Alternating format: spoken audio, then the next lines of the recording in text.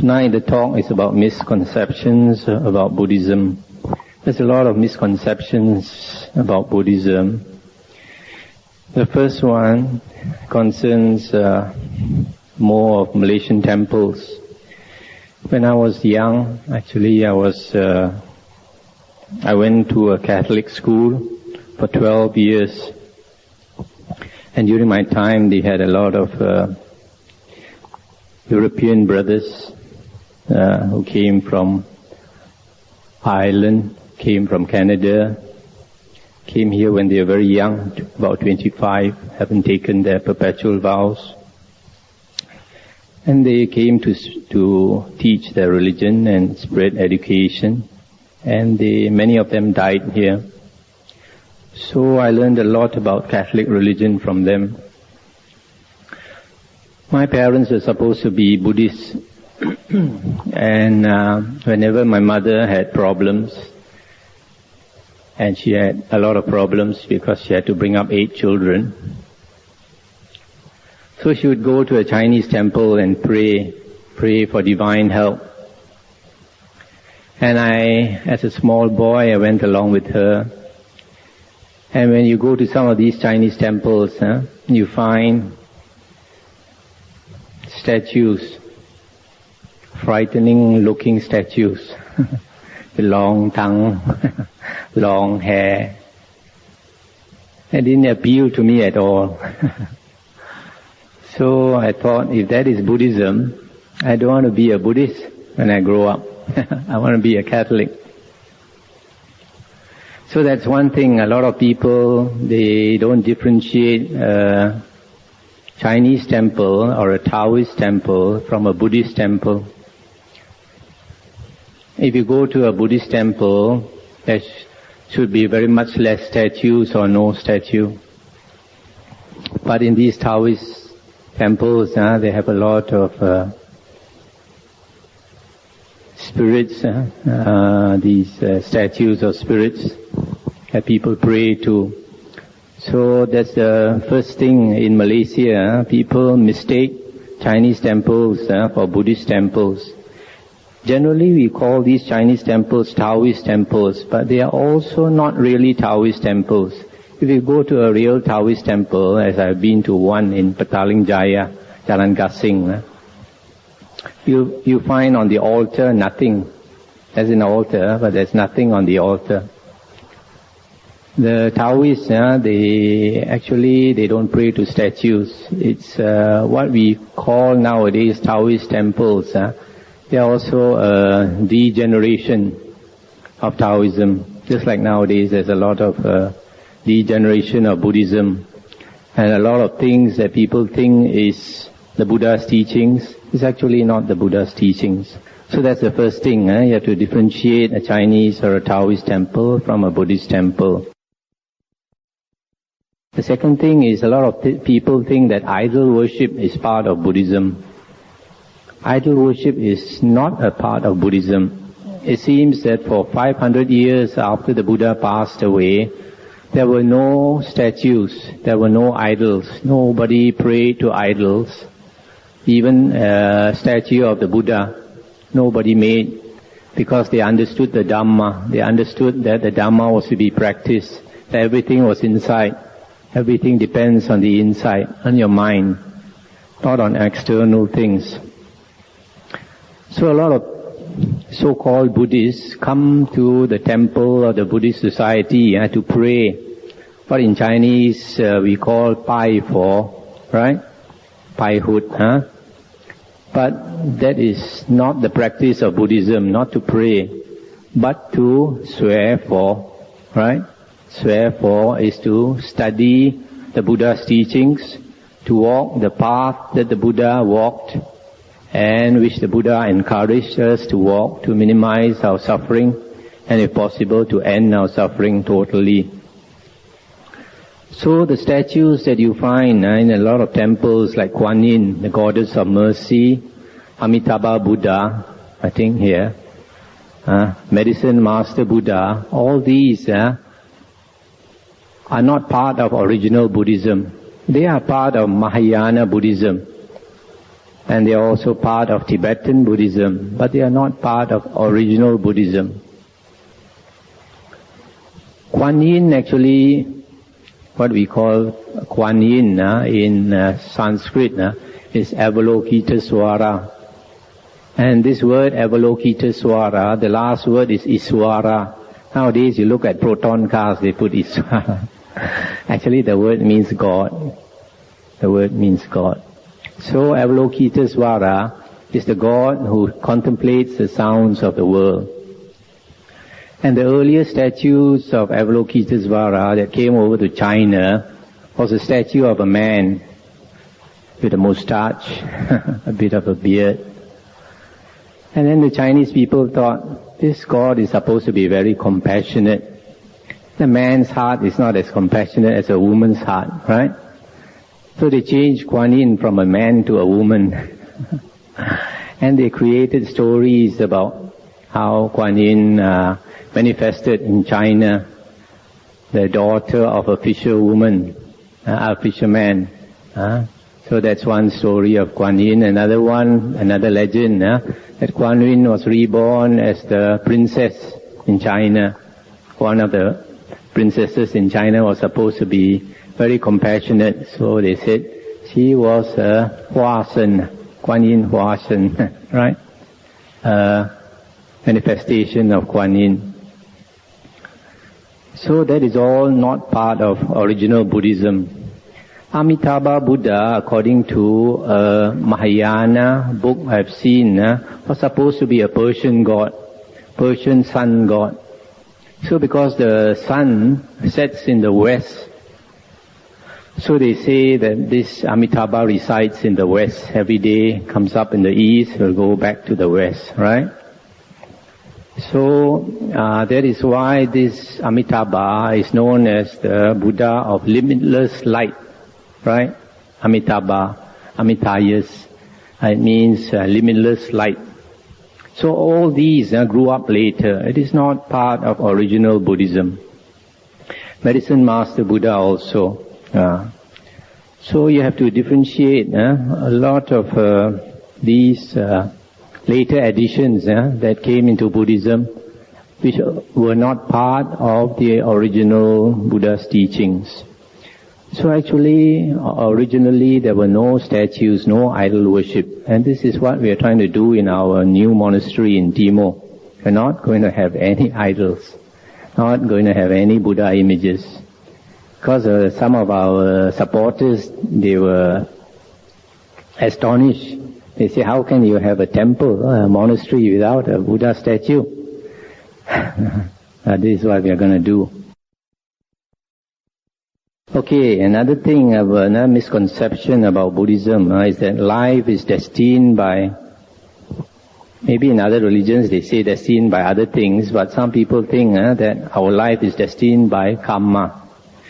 What is karma? Karma, in Sanskrit it is karma, K-A-R-M-A. In Pali it is kamma, K-A-M-M-A. And karma means intentional action. If you do any action with intention, premeditated, then because you use your will, you have to answer for it. If you make others happy, then you will receive happiness in return. If you make others suffer, you will suffer in return. So that is basically the law of karma. In Christianity, they say, as you sow, so shall you reap, right? So, now, there is a sutta. Sutta means a discourse of the Buddha, called the Chula Kamma Vibhanga Sutta. Somebody came and talked to the Buddha and asked the Buddha, why is it people in the world are all different? Some people are born handsome or beautiful. Some people are born ugly. Some people have a healthy body. Some people have a very sickly body. Some people have a short life. Some people have a long life. Some people are born intelligent. Some people are born stupid. Some people born into a wealthy family, they seem to have a lot of blessings. And other people are born to a poor family where they are looked down, etc.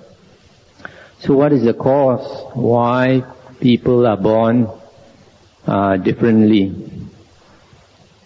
So the Buddha said it is because of past life karma. If a person had a very bad temper, always gets angry easily, then that person is likely to be born ugly. Why? Because if you are always angry, then when you are angry, you are fierce, right? So your face becomes fierce. You contort your face with rage, with anger, each time you are angry.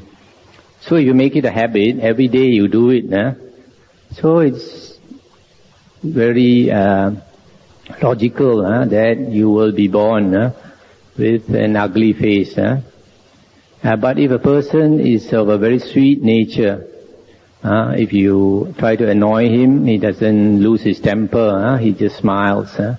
So that person we say is very sweet. That kind of person, because he's very sweet, he or she will be likely to be born beautiful. We say beautiful. Beauty also, of course, is depends on people's opinions. But generally, if a person is very sweet, we say that person is nice looking, right? Now, if a person kills, say for example, a person likes to go hunting, kills unnecessarily, and makes other beings' life short. So the result is when the person is reborn, the life will be short. That's why you find some people, even when young, they get cancer. And if a person does not kill, then because you allow other beings to have long life, it is only natural that you will get long life when you come back again on the round of rebirths. And then if you harm other beings, for example, formerly, like during my parents' time, my grandparents' time, they used to have slaves. And some people used to torture their slaves. Like in America, they used to have these Negroes as slaves, right? So some people would like to torture their slaves or torture their dogs or some other animals. If you make other beings' bodies painful, it is natural that next time you come back, you have a sickly body. This body will give you pain. This reminds me that somebody told me there was a lady many years ago in Johor. She used to mistreat the slave. When the slave was a lady was hungry, she would force her to drink this latex instead of drink milk, latex. Then when she was about to die, she was people when they're about to die, they see visions because they're going to be reborn in a certain place. So whatever place they're going to be reborn in, they start to see that world coming up in their consciousness. So she saw herself being tortured, being forced to drink latex by other beings. So she would cry. So this karma sometimes you can see in this very life, before that person passes into the next life. So if you torture other beings, you will likely to have a sickly body. But if you don't harm other beings, then because you don't make the body suffer, you'll have a very healthy, strong body. Now, if you don't know something, you don't investigate, you don't ask, or if in addition to that you drink liquor, spoil your brain, then you're likely to be born not so intelligent, stupid. But if a person inquires, if you don't know something, you ask, you investigate, you take the trouble to investigate, and then you don't take liquor to spoil your brain, and especially if you meditate, you clear your mind, you sharpen your mind, then the next time you come back, you will be born intelligent, wise. If a person is very respectful of elderly people, of teachers, of monks, etc., then those worthy of respect. Then when the person comes back, the next birth, that person will have a good, born into a good family, where people would respect that person. For example, some people are born as a prince, a son of or daughter of a king or a sultan. And if a person is very sombong, very proud, always look down on others, and does not show respect to others at all, then that person is likely to be born into a low family. For example, like there we have Aborigines in this country,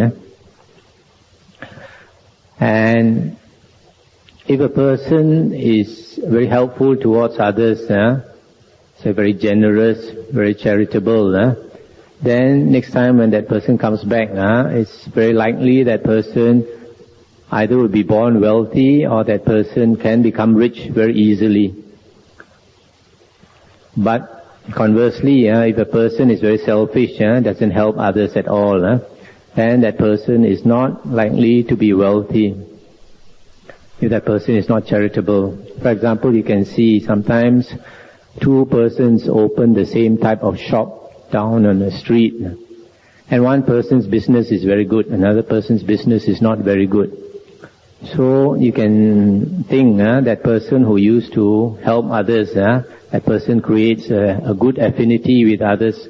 So when that person opens his shop, a lot of people would come to him because he has this affinity with other people. So this is the law of karma, that a lot of our life is governed by our previous lives. But not everything is due to previous life. I give an example. Suppose you have Form 5, all the students try to get 10 A's in the exam. So suppose you have three types of students. The first type of student, he doesn't want to study at all. Maybe he goes here and there praying, but he doesn't want to make any effort to study. Can he get 10 A's? Definitely not, right? Now the second type of student works very hard to get 10 A's, but unfortunately this second type of student is not very intelligent, born not very intelligent. So he might get 2 or 3 A's, but he won't get 10 A's. But the third type of student is born very smart, very intelligent, and he puts in the effort, burns the midnight oil, and he can get 10 A's, right? So you see this third type of student that can get 10 A's, two things helps that person.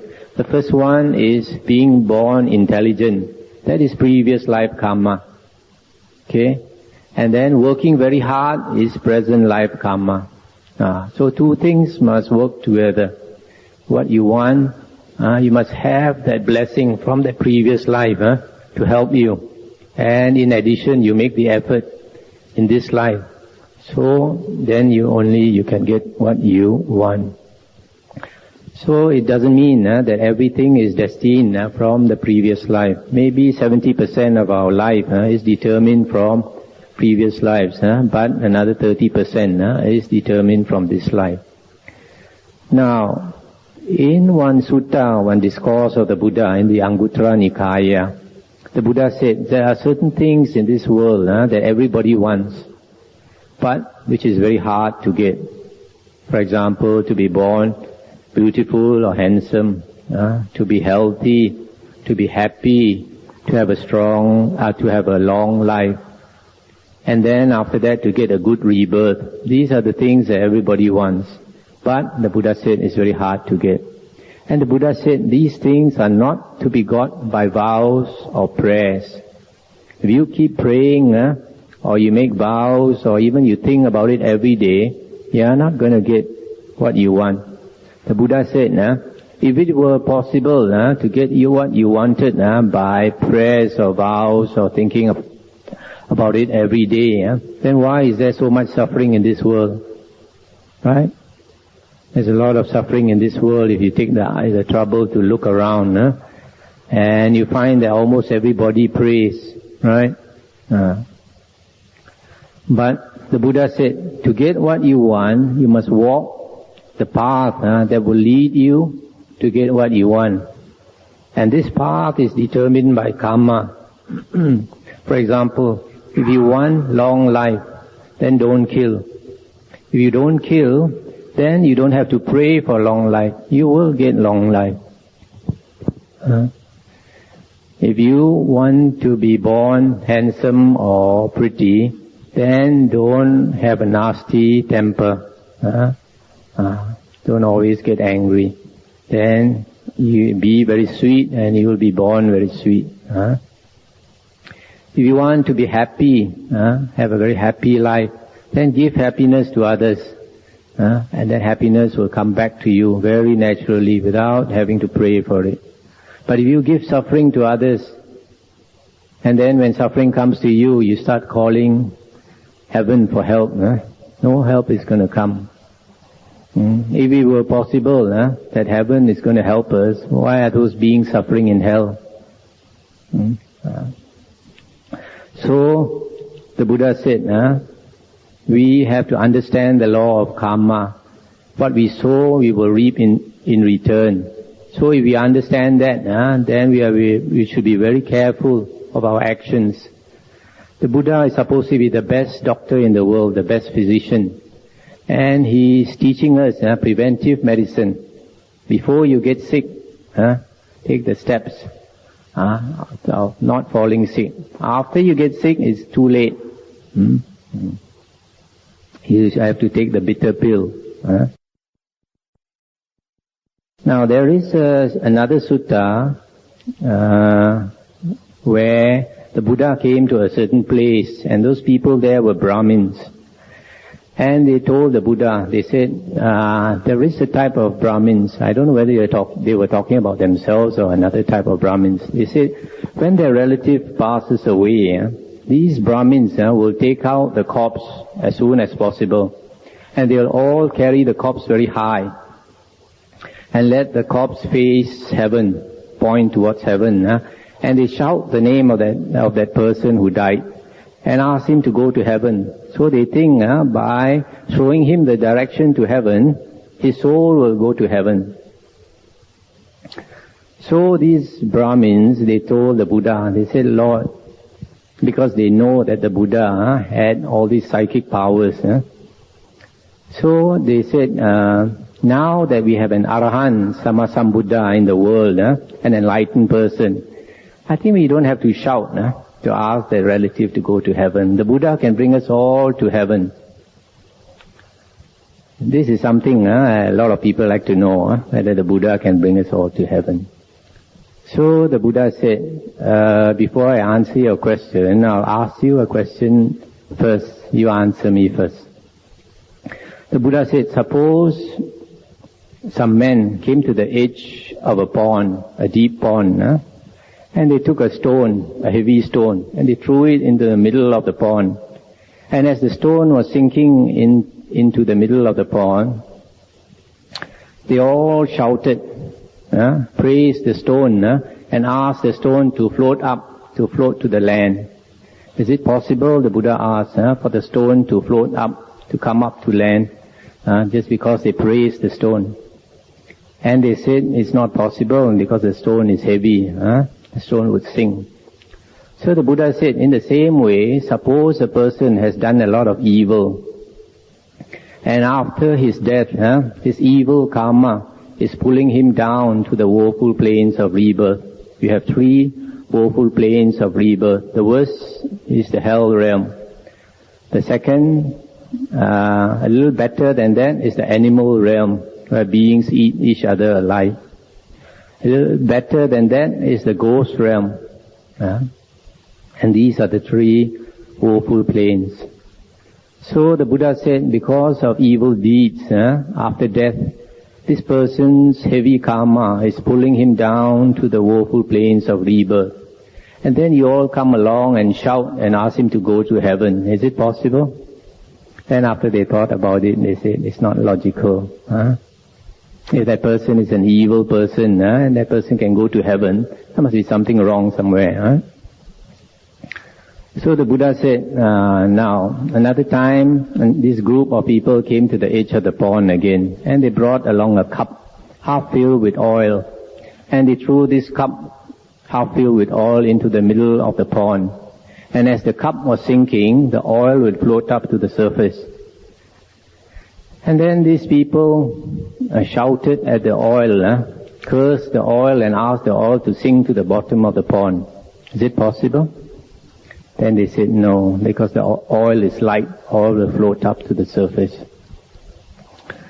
So the Buddha said, in the same way, if a person is a very good person, hasn't harmed other beings, has done a lot of good, after death, the person's good karma will bring that person up to a good place of rebirth, either heaven or at least a human plane. And then people came along and cursed the soul of that person and asked him to go to hell, to go to the woeful rebirth. Is it possible? So after thinking for a while, that man said no. So in other words, the Buddha is saying, nobody can help you. It is all determined by your actions. What you do, you get back in return. What you give, you get back in return. So that is basically the Buddha's teachings. And the Pure Land is a later teaching. It's a later book. Of course, in Mahayana Buddhism, they say that is the Buddha's words. But in Theravada Buddhism, it is not accepted as the Buddha's words because it's a later teaching and it contradicts the earlier teachings. Now, in the Sixth Patriarch Sutra, Sixth Patriarch was a very famous monk in China, Hui Neng.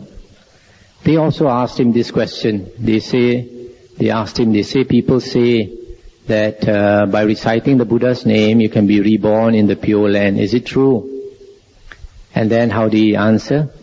He said, if your mind or your heart is pure, the Pure Land is very near. If your mind or your heart is impure or evil, the Pure Land is very far.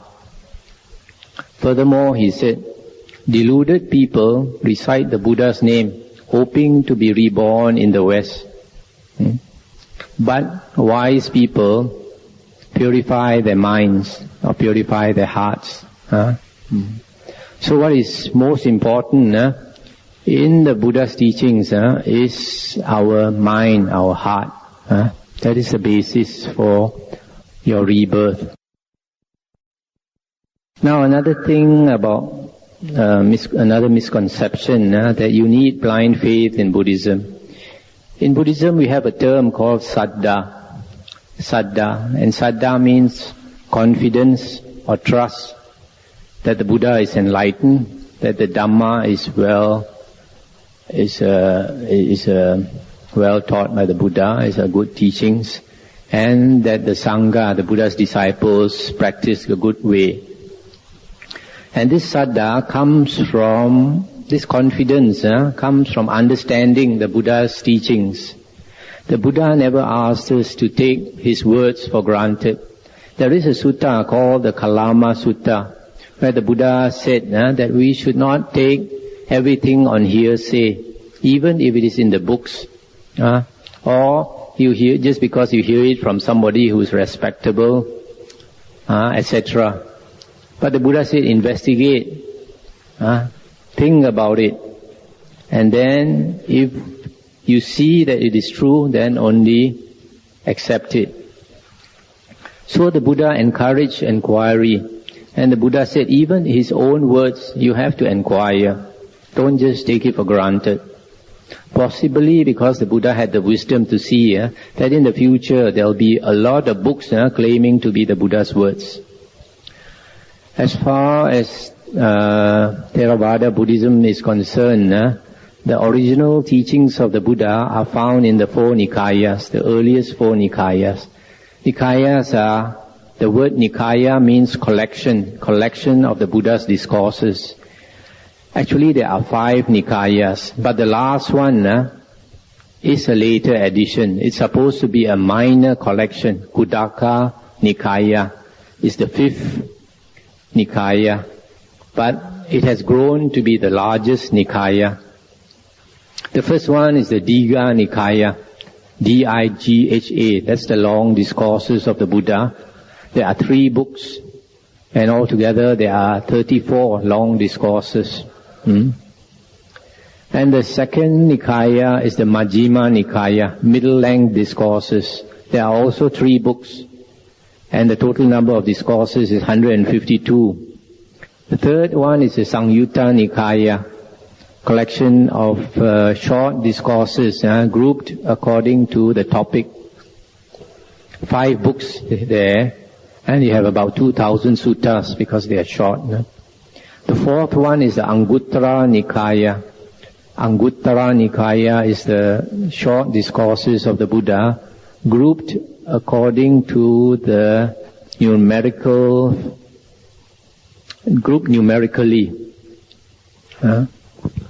So these are the 4 original discourses of the Buddha. If you study these 4 discourses, these 4 Nikayas, you will find that they are very consistent, and they have everything to do with lessening our suffering in the world. These books, 2 of them are available from the Pali Text Society in London. They are the only people who have translated it. And the other 2, we have new translations from Wisdom Publications in America and UK. So these are the original discourses of the Buddha. You have a lot of other books besides that, but they are, you'll find if you study them, like Abhidhamma, etc., there's always something that contradicts these 4 Nikayas or Mahayana Sutras.